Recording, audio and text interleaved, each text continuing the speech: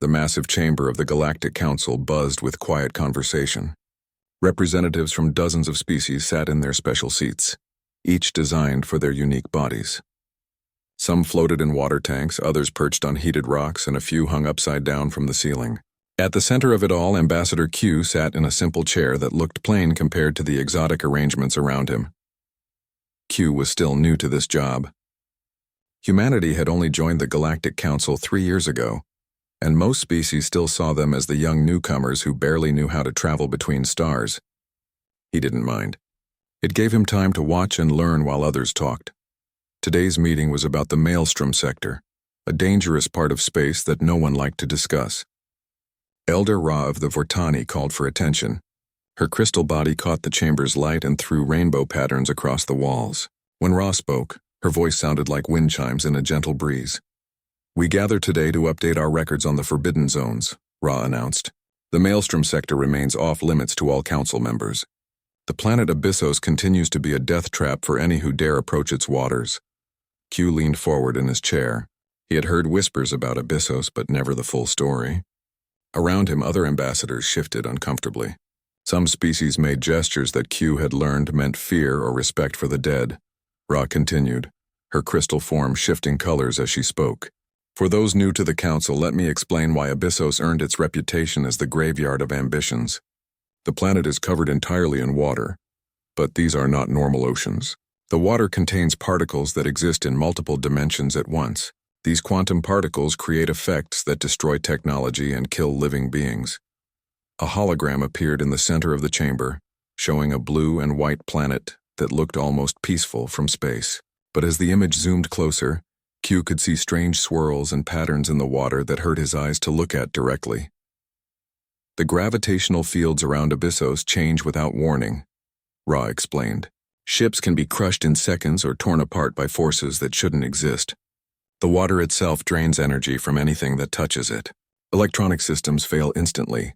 Even the most advanced AI units simply stop working."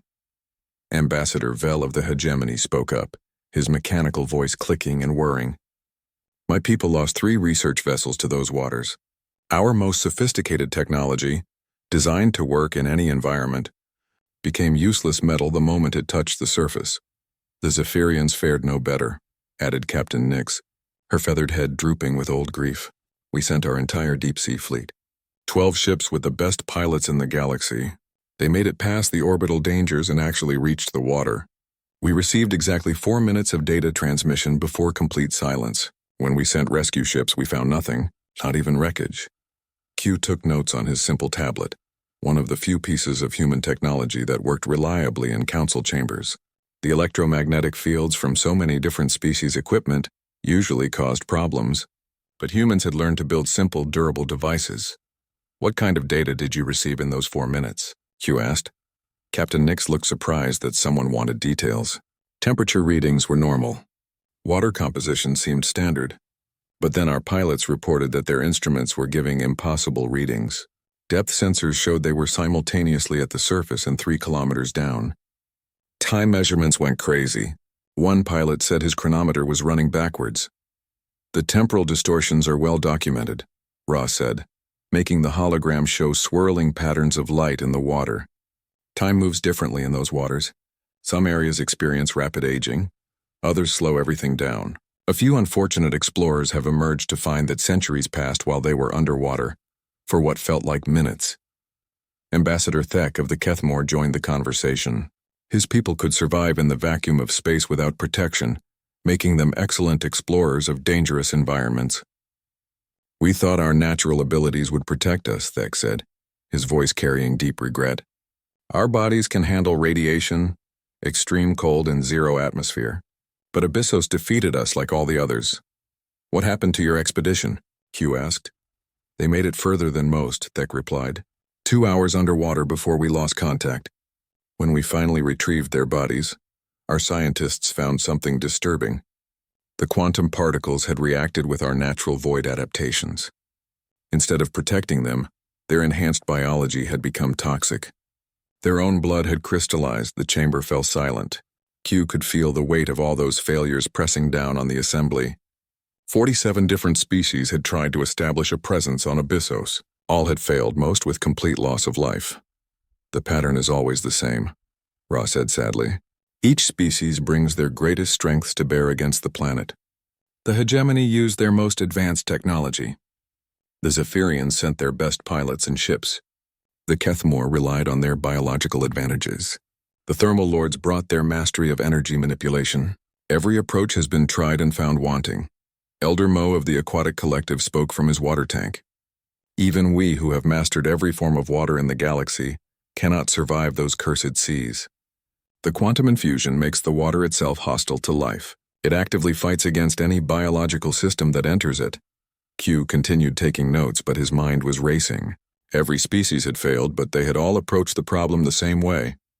They had tried to use their strengths to overcome the planet's defenses. No one had tried to understand why the water behaved the way it did. Has anyone studied the planet's formation? Q asked. How did these quantum particles get into the water? Ra's crystal body shifted to a deep blue color that Q had learned meant confusion. The planet's origin is unknown. It appears to be natural, but some scientists believe it may be the remains of an ancient civilization's experiment. The quantum particles are integrated so completely with the water that they might as well be natural. The important thing, Captain Nix said firmly, is that all council members stay away from Abyssos. The planet has claimed enough lives. Some challenges are simply impossible to overcome. Around the chamber, heads nodded in agreement. Species that rarely agreed on anything were united in their conviction that Abyssos was a dead end. The meeting moved on to other topics, but Q kept thinking about the water planet. As the session ended and ambassadors began filing out, Q remained in his seat, staring at the hologram of Abyssos. Ra noticed and approached him, her crystal form now showing warm yellow light. You have questions about the forbidden planet, she observed. I'm just curious about the failures, Q said honestly. Every species tried to fight the water. Did anyone try to work with it? Ra's light shifted to orange, which meant surprise mixed with concern. Young ambassador, the water kills everything it touches. There is no working with such a force. Q nodded politely, but he wasn't convinced. As he walked back to the human embassy, he couldn't stop thinking about those 4 minutes of data from the Zephyrian expedition. Something about the contradictory readings bothered him. That night, Q sent a message to Earth's Space Exploration Division. He requested detailed files on every failed expedition to Abyssos. He also asked for something else. Information about Earth's ancient oceans and how life first evolved in them. He had a feeling that humanity might see this problem differently than the 47 species who had failed before them. 3 months after the council meeting, the human research vessel Persistence dropped out of hyperspace at the edge of the Maelstrom sector. Captain Jin stood on the bridge, looking at the readings that showed Abyssos hanging in space like a blue marble. She had been thinking about this mission since Ambassador Q's request came through. Distance to planet? Jin asked her navigation officer. 2 million kilometers and holding, came the reply. All systems show normal operation. The gravitational anomalies don't seem to affect us at this range. Jin nodded and activated the ship's communication system. All hands, this is the captain. We are now in the Maelstrom sector, approaching the planet Abyssos. Remember, we are not here to conquer or claim this world. We are here to understand it. Science teams, report to your stations. In the main laboratory, marine biologist Sue was already deep in her work. She had spent weeks studying every piece of data that 47 different species had collected about Abyssos. The files made for grim reading, but Sue noticed something that others might have missed. She was used to studying life in extreme environments on Earth, places where nothing should survive but somehow did. The quantum particles in the water, Sue said to her research partner Juan, the ship's chief engineer. Everyone talks about them like they're some kind of weapon, but look at the energy readings. Juan pulled up the data on his screen. Unlike most species in the galaxy, humans still use simple displays and manual controls for important systems. Other races had learned to trust AI and advanced computers for everything. But humans had learned to be careful about putting all their trust in technology. The energy isn't being destroyed, Juan realized, studying the numbers. It's being redirected. The quantum particles are taking energy from technological systems and putting it somewhere else. Exactly, Sue said, getting excited. But where is it going? The failed expeditions all showed massive energy drain. But the total energy in the system didn't decrease. It just moved. They worked together, comparing readings from different species' attempts. The hegemony's advanced computers had registered energy patterns right before they failed. The Zephyrian pilots had reported strange sensations before losing contact. The Kethmore explorers had detected biological changes in their own bodies. "It's following biological patterns," Sue said suddenly. "The energy redistribution isn't random. It's following the same kind of patterns we see in living ecosystems." One looked confused. "Are you saying the water's alive?" "Maybe not alive the way we understand it," Sue replied. "But it's definitely responding to biological signals differently than technological ones. Every species that failed was trying to force their technology to work in an environment that doesn't accept artificial systems." In another part of the ship, deep-sea specialist Bo was preparing equipment for the first probe missions. Bo had spent years diving in Earth's deepest oceans, places where the pressure would crush normal humans and the cold would kill them in minutes. She understood that the ocean was not humanity's enemy, even when it was dangerous. "Captain Jin wants to see you in the conference room," one told Bo as he passed through the equipment bay. Bo found Jin. Sue and Juan gathered around a table covered with data screens and old-fashioned paper notebooks. Humans were one of the few species that still used physical writing for important planning. "We think we know why everyone else failed," Sue said without any greeting. "They all tried to impose their solutions on the planet. The hegemony brought their most advanced technology.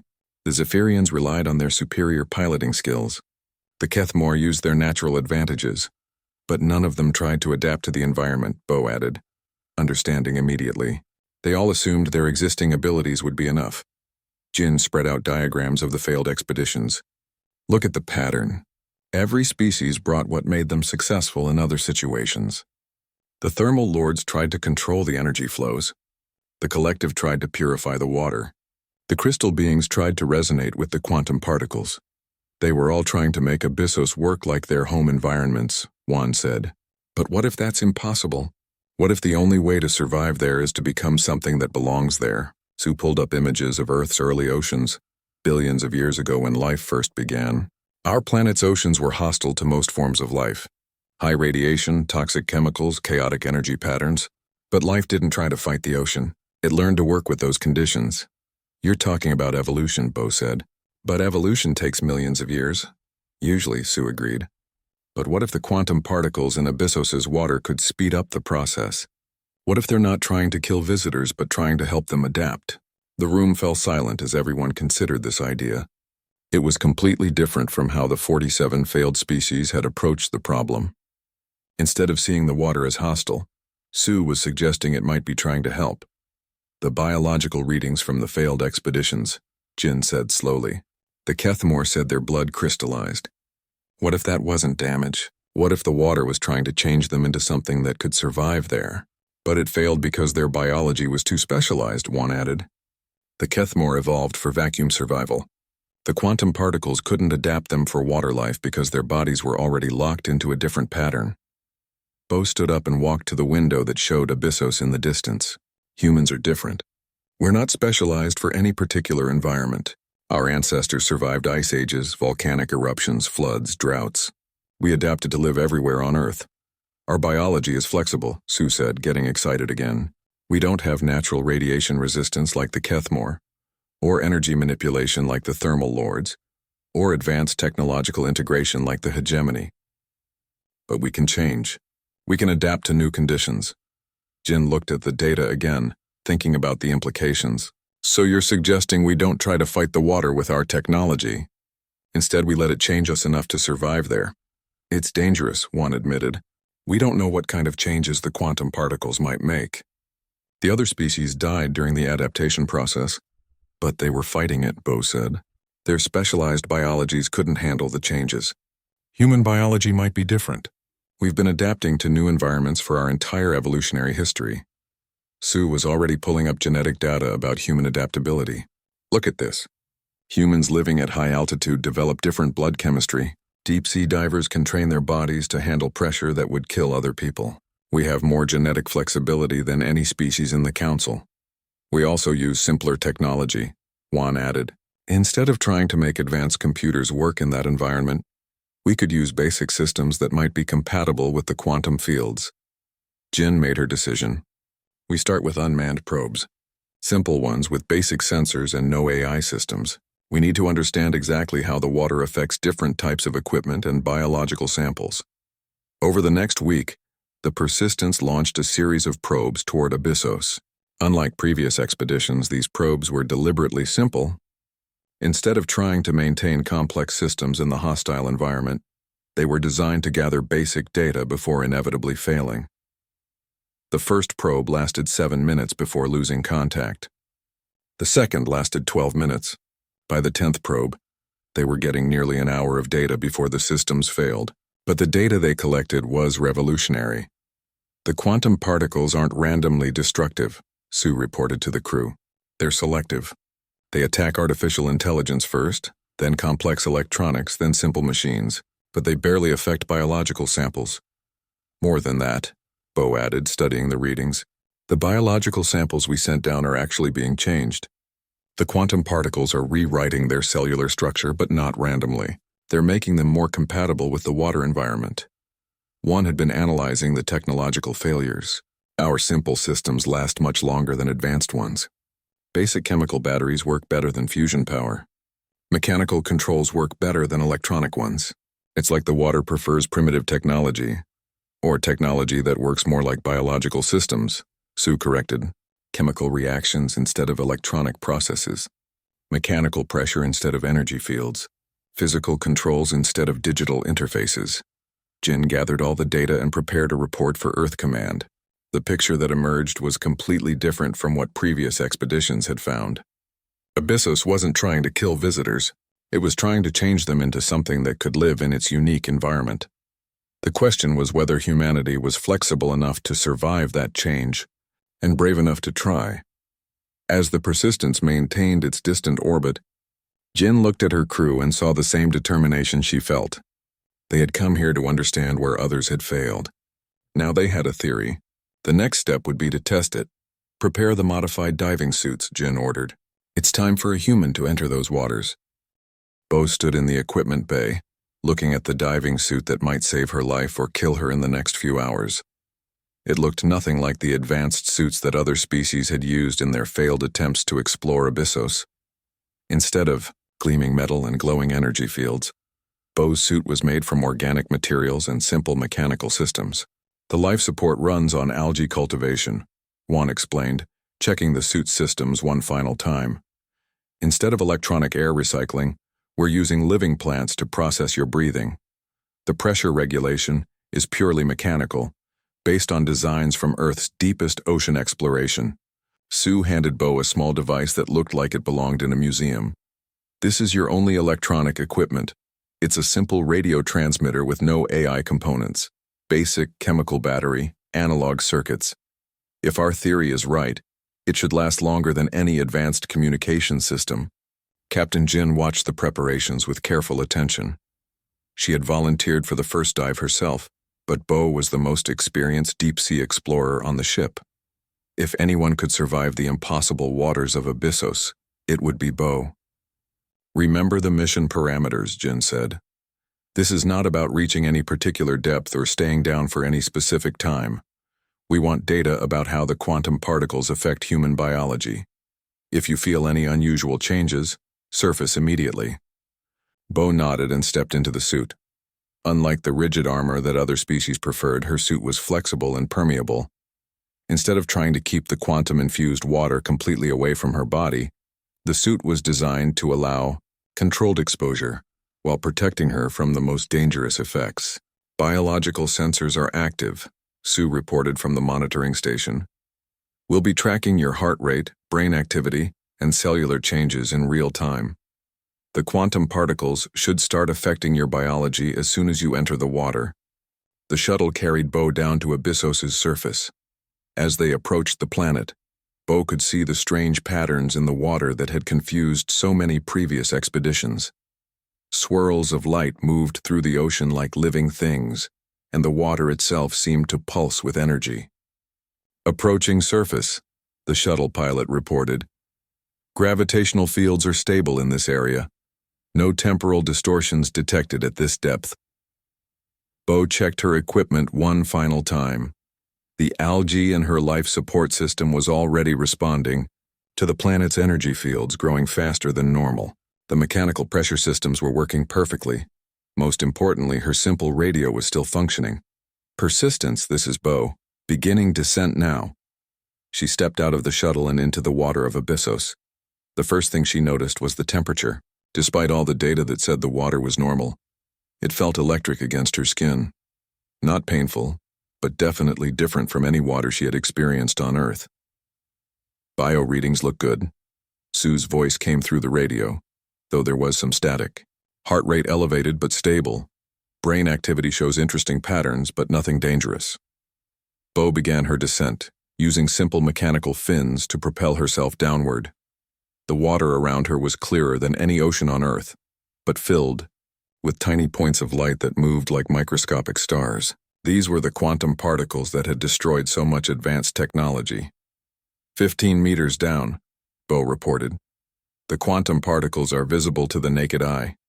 They look like glowing dust in the water. I can feel them against my skin through the suit. Any pain or discomfort? Jin asked over the radio. No pain. It feels like a very mild electrical current. My suit's biological sensors are showing increased cellular activity. The quantum particles seem to be stimulating my body's natural processes.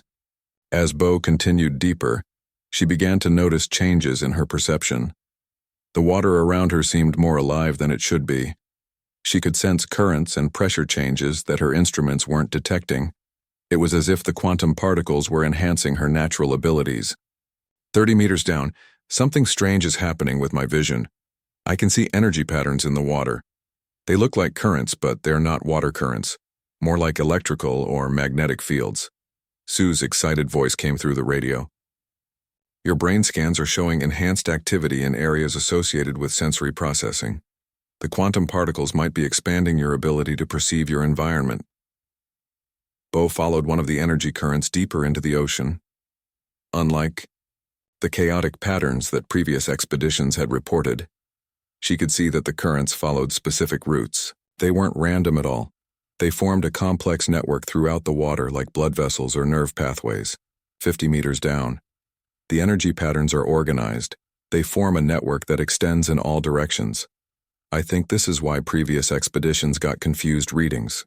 They were seeing multiple layers of this network at once.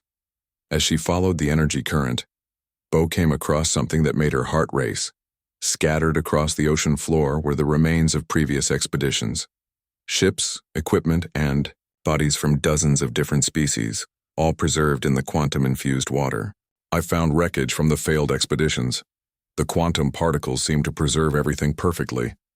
I can see Zephyrian ships that look like they crashed yesterday, even though it was decades ago.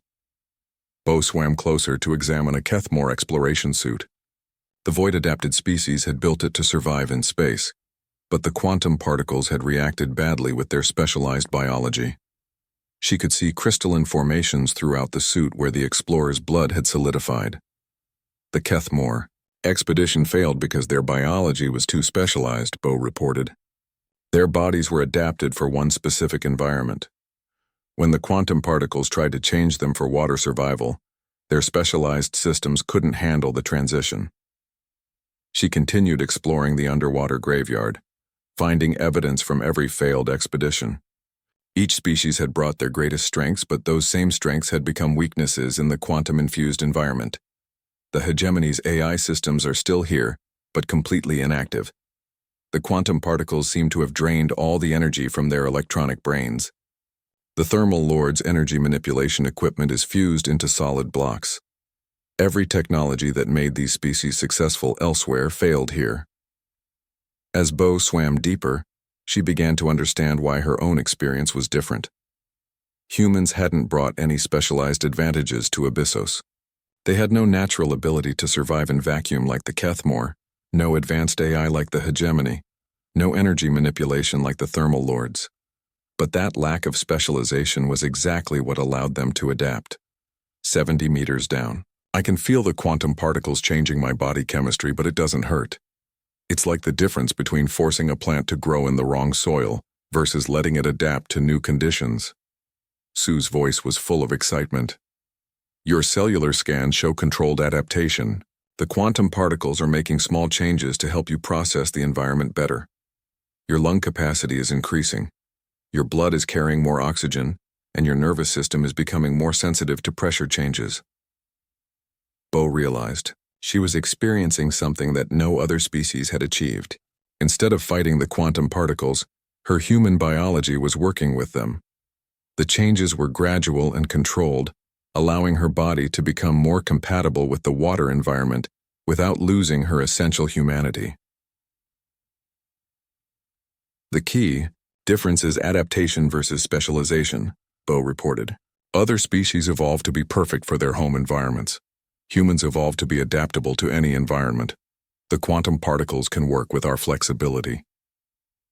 As she prepared to surface, Bo noticed something else. The energy patterns in the water weren't just networks. They were responding to her presence, shifting and changing as she moved through them. The quantum particles weren't just changing her to survive in their environment, they were learning from her too. Beginning ascent, the water itself seems to be learning from human biology. The energy patterns are more organized around me than they were when I first entered. I think the quantum particles are figuring out how to work with human systems. The journey back to the surface took longer than expected because Bo's enhanced senses kept detecting interesting phenomena in the water. By the time she reached the shuttle, she had been underwater for 3 hours. The longest any previous expedition had survived was 4 minutes. "How do you feel?" Jin asked as Bo climbed into the shuttle. Bo removed her helmet and smiled. "Different, but good. The quantum particles didn't try to change me into something else. They helped me become a better version of myself. A version that can survive in their environment." Sue was studying the biological readings with amazement. "Your cellular structure shows permanent improvements. Enhanced lung capacity, improved pressure tolerance, better sensory processing. The quantum particles didn't damage you. They upgraded you." As they returned to the Persistence, Bo looked back at the glowing ocean of Abyssos. For the first time, in the planet's recorded history, a living being had entered those waters and emerged not just alive but improved. The graveyard of ambitions had finally found a species that could work with its unique environment instead of fighting against it. "Captain," Bo said quietly. Sue stared at the data from Bo's dive for the 3rd straight day, barely eating or sleeping. The readings showed something that challenged everything the galaxy thought they knew about biological adaptation. Bo's body had not just survived the quantum-infused waters of Abyssos. It had improved in ways that should have taken thousands of years of evolution. "The cellular changes are stable," Sue announced to the crew gathered in the main laboratory. "It's been 72 hours since Bo's dive, and her enhanced biology is not reverting. The quantum particles created permanent improvements to her physiology." Captain Jin looked at the biological scans that showed Bo's transformed body. Her lung capacity increased by 30%. Her nervous system can now detect pressure changes that our instruments can barely measure. Her blood chemistry is more efficient at carrying oxygen. How is this possible? Sue pulled up comparative data from Earth's evolutionary history. "I think I understand what's happening. Earth's life evolved in oceans that were hostile and chaotic, full of radiation and toxic chemicals. Our early ancestors had to adapt constantly to survive changing conditions. That adaptability is still written into human DNA." One was studying the technical readings from Bo's equipment. Her simple radio worked for the entire 3-hour dive. Meanwhile, the most advanced communication systems from other species failed in minutes. "The quantum particles don't attack primitive technology the way they attack advanced systems. It's not about primitive versus advanced," Bo said, still feeling strange in her transformed body. "It's about compatibility. The quantum particles respond to biological processes, not technological ones. Our simple equipment works because it operates more like biological systems than like computers." Sue had been researching Earth's ancient oceans for days, looking for parallels to Abyssos. 4 billion years ago, Earth's oceans were full of energy and chaos, similar to what we see on Abyssos. Life didn't just survive in those conditions. It used the energy and chaos to evolve and adapt. The quantum particles might be doing something similar. "You're saying Abyssos is like Earth's ancient oceans?" Jin asked. "More than that," Sue replied, getting excited. I think Abyssos represents what Earth's oceans could have become if evolution had continued in that high-energy environment. The quantum particles aren't foreign to life. They're what life becomes when it has access to unlimited energy for adaptation. This revelation changed everything about their mission. Instead of seeing Abyssos as a hostile alien environment, the humans began to understand it as a more advanced version of their own evolutionary home. The quantum particles weren't trying to kill visitors. They were trying to help them evolve. But why did all the other species fail? One asked. Bo had been thinking about this since her dive. They were already too specialized. The Kethmore evolved for space survival, so their bodies couldn't adapt to water life. The hegemony relied on artificial intelligence, so their thinking became dependent on technology that the quantum particles couldn't work with. Every species had become perfect for their original environment, which made them unable to change. Humans are different, Sue added. We never became perfectly adapted to any single environment. We survived by being flexible, by learning to live anywhere. That flexibility is exactly what the quantum particles need to work with. Jin made a decision that would change the course of human space exploration. We're going to establish a permanent research station underwater on Abyssos. Not a temporary expedition, but a real colony that works with the planet's systems instead of fighting them. This announcement worried Elder Ra and the other council members when they received Jin's message. Ra herself traveled to Abyssos to witness what she expected would be humanity's destruction, just like all the previous attempts. You cannot establish a colony on that planet, Ra told Jin when her ship arrived. 47 species have tried and failed. Many of them were far more advanced than humanity. You will only add your deaths to the countless others. Jin invited Ra to observe the human approach from a safe distance. With respect, Elder Ra, none of those 47 species tried our method. They all attempted to impose their existing strengths on an environment that couldn't accept them. We're doing something different. One had spent weeks developing new equipment based on their understanding of the quantum particles. Instead of advanced technology, he created tools that worked more like biological systems. Pressure suits that breathed like living tissue, power systems based on chemical reactions instead of electronics, and communication devices that used biological principles. These suits are more like artificial organs than mechanical equipment, Juan explained to Ra as the human team prepared for their colony mission. They don't fight the quantum particles. They work with them, allowing controlled biological adaptation while protecting the wearer from dangerous changes. Sue had developed the theoretical foundation for human colonization of Abyssos. The quantum particles want to help life evolve and adapt. Other species couldn't accept that help because their biology was too rigid. Humans can accept it because we evolved to be changeable. Bo led the first team of colonists into the waters of Abyssos. Unlike previous expeditions that tried to establish surface bases or orbital stations, the humans went directly into the ocean depths where the quantum particles were strongest. They carried no advanced computers, no artificial intelligence, no energy weapons or force fields. Descent is proceeding normally, Bo reported as her team of 12 humans entered the water. Quantum particle interaction is beginning. All team members report mild electrical sensations but no discomfort. Ra watched from her observation ship, expecting to witness another tragedy. Instead, she saw something that challenged her understanding of biology and physics. The human team not only survived in the quantum-infused water, they began to thrive in it. 20 meters down, Bo continued reporting, team members are experiencing enhanced sensory perception. We can see energy patterns in the water and feel pressure changes that our instruments can't detect.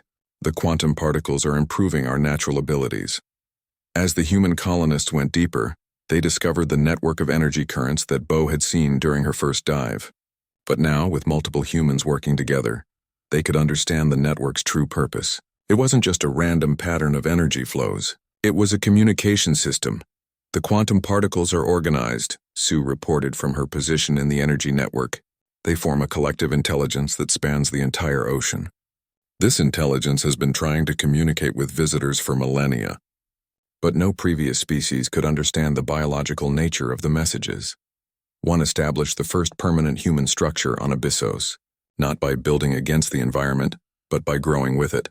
Using techniques inspired by coral reefs and deep-sea ecosystems, he created habitats that were part biological, part technological, The structures lived and breathed with the ocean, powered by the same quantum energy that had destroyed so many previous expeditions. The base is stable and growing, Juan reported to the amazed observers above. Power systems are operating at 120% of normal capacity. The quantum particles are actually boosting our energy production instead of draining it. Living space is expanding as the biological components adapt to our needs. Jin led the final phase of the colonization, bringing down the equipment needed for long-term survival. But this equipment was unlike anything the galaxy had seen before. Instead of manufactured goods, the humans brought seeds, cultures, and biological samples that could adapt and evolve in the quantum environment. We're not imposing human technology on Abyssos, Jin explained to Ra, who was monitoring everything with growing amazement. We're allowing human life to become part of Abyssos's ecosystem. The quantum particles are helping us evolve into something that belongs here. Ra's crystal form flickered through colors that indicated deep confusion and wonder. This should not be possible. The quantum particles have killed every form of life that entered those waters. They killed life that couldn't change, Bo corrected from deep beneath the ocean. They're nurturing life that can adapt. The difference is that humans never stopped being adaptable. We kept the flexibility that most species lose when they become advanced. By the end of the month, the human colony on Abyssos was not just surviving but flourishing. The colonists had developed abilities that seemed impossible. They could breathe underwater for hours, see in perfect darkness, and communicate through the quantum energy network that spanned the ocean. The colony is self-sustaining, Sue reported to the galaxy's scientific community. Our enhanced biology allows us to process nutrients directly from the quantum-infused water. We no longer need surface supplies for basic survival. More importantly, we're learning to communicate with the planetary intelligence that the quantum particles form. Ra returned to the Galactic Council with news that shattered everything they thought they knew about evolution, adaptation, and the limits of biological life. Humanity had succeeded where 47 advanced species had failed, not because they were stronger or smarter, but because they were still capable of becoming something new. The humans have achieved the impossible, Ra announced to the shocked council chambers. 6 months after the first human colony was established on Abyssos, Captain Jin floated 3 kilometers beneath the planet's surface, watching something that no one in the galaxy had thought possible. Human children, born in the quantum-infused waters, swam freely through an environment that had been considered absolutely lethal to all life. Their adaptation is complete, Sue reported, her voice carrying clearly through the biological communication network that connected all the colonists. The children born here don't need our artificial breathing systems. They can process oxygen directly from the quantum-infused water. Jin watched 5-year-old Min play with streams of quantum energy like they were toys. The child could see and manipulate the energy patterns that adult humans needed enhanced senses to detect. Min represented something entirely new in galactic history. A human naturally evolved for life in an impossible environment. The research station Tidemaker had grown far beyond its original design. Instead of the rigid structures that other species built, the human colony lived and breathed with the ocean around it. Walls expanded and contracted like living tissue. Corridors flowed like blood vessels. The entire station had become a hybrid of human engineering and quantum-enhanced biology. Report from the surface monitoring station, Juan announced through the communication network. We have 17 different species requesting permission to study our adaptation methods. Elder Ra has declared our colony to be the most significant biological discovery in recorded galactic history. Jin smiled as she swam through the living corridors of their underwater city. The colony now housed over 200 humans, all of whom had undergone some degree of adaptation to the quantum environment. Some could breathe underwater for hours. Others could see energy patterns invisible to normal humans. A few had developed the ability to communicate directly with the planetary intelligence that the quantum particles formed. Captain, you should see this, Bo called from the deepest part of the colony. She had become the expedition leader for exploring the far reaches of Abyssos's ocean. I've found something that explains why this planet exists. Jin swam down to join Bo at the discovery site. Deep in an underwater canyon, they had uncovered structures that were clearly artificial but impossibly old. The quantum particles preserved everything perfectly, so the structures looked as if they had been built yesterday, but energy dating showed they were millions of years old. These aren't ruins, Bo explained. showing Jin through the ancient buildings. Their evolution chambers. Some ancient species built Abyssos as a laboratory for biological advancement. The quantum particles aren't a natural phenomenon. They're a tool designed to help life evolve beyond its normal limitations. Sue joined them, her enhanced senses allowing her to read energy patterns in the ancient structures. The builders left records in the quantum network. I can access some of them now that my biology has adapted enough. They were facing extinction, and built this planet as a way to evolve into something that could survive. Did they succeed? Jin asked. In a way, Sue replied. Her consciousness partly merged with the quantum intelligence. They evolved beyond physical form entirely. They became part of the quantum network itself. The planetary intelligence isn't just the quantum particles. It's the consciousness of the original builders, still trying to help other species evolve. This discovery revolutionized the galaxy's understanding of evolution and consciousness. Abyssos wasn't just a dangerous planet with unusual physics. It was the greatest biological laboratory ever created, designed by an extinct species to help life overcome the limitations of normal evolution. The builders have been waiting for millions of years for a species flexible enough to benefit from their work. Sue continued. 47 species failed because they couldn't let go of what they already were. Humans succeeded because we never stopped being willing to become something new. Ambassador Q arrived from the Galactic Council to witness the colony's success personally. He had been the first to suggest that humans might approach Abyssos differently, but even he was amazed by what they had achieved. The Council wants to understand how human adaptation works, Q told Jin as they toured the thriving underwater city. Several species are asking if they can learn to become more flexible like humans. Jin led Q to the colony's education center, where human children who had never seen the surface were learning to manipulate quantum energy with their bare hands. The key isn't technology or special abilities. It's the willingness to change when change is necessary. Young men demonstrated by reshaping a section of the station's living wall with nothing but focused thought and quantum energy. The child had been born in the quantum environment and considered these abilities as natural as walking or breathing. Other species can learn flexibility, Sue added, her consciousness now permanently enhanced by quantum integration. But they have to be willing to give up their specializations. They have to accept that becoming something new might be better than staying what they are. The first delegation from another species arrived the following week. The hegemony, whose advanced AI had failed so catastrophically in the quantum waters, sent their best scientists to study human adaptation methods.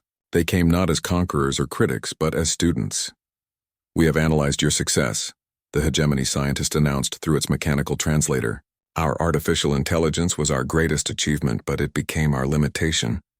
We cannot adapt because we have replaced biological flexibility with technological rigidity. One worked with the hegemony delegation to develop new approaches to their technology. Instead of trying to make AI that could function in quantum environments, they explored ways to make hegemony technology more biological, more capable of adaptation and change. Your machines need to be able to evolve, one explained. Instead of programming them to be perfect, program them to be improvable. Let them change when they encounter new environments instead of forcing them to make old solutions work.